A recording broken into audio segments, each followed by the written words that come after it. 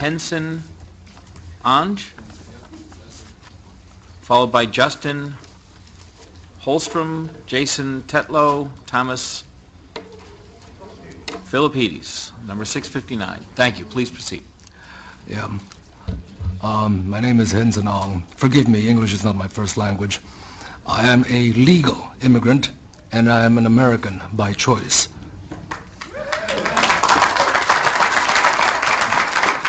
Thank you for giving me this opportunity to express my opinion and give my testimony in opposition to the majority of the proposed bills which do nothing to deter future crimes. Gun control does not work. Your own history is replete with high school rifle teams, Boy Scout, marksmanship merit badges. You could buy rifles at the hardware stores. You could order them, mail order, delivered to your home.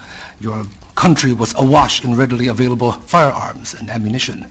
And yet, in your past, you did not have mass school shootings. Other people have already expressed the question, what changed?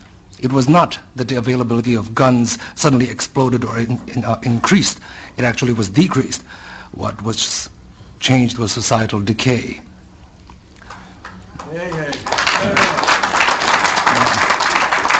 If gun control actually did work, Washington, D.C. and Chicago would be the safest cities in your nation, but it is not. They have the toughest gun laws and the highest crime and murder rates. Now,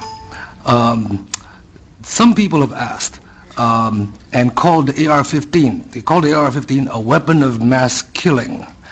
Well, it turns out that there are a few government agencies which disagree with that characterization. The Department of Homeland Security has stated that a rifle chambered in .556 NATO with a 30-round magazine is suitable for personal defensive use.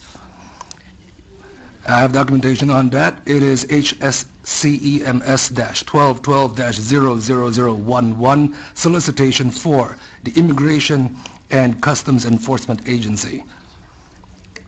Now, who needs an AR-15 with 30-round mags? That question has also been brought up. And I would like to put forward that had the Koreans in the LA riots not had AR-15s and AK-47s with 30-round magazines and Ruger 30s, their businesses would have been burned to the ground like all of the other businesses in their neighborhoods. Theirs stood because they stood their ground. I would also put forward the conjecture that had the 10,000 students at Tiananmen Square not been unarmed, things may not have resulted in so many of them disappearing. In your own laws, United States versus Miller, 309, U.S. 174, 1939, it was made clear that the type of firearms protected by the Second Amendment were those specifically useful and common for military use in defense of the state.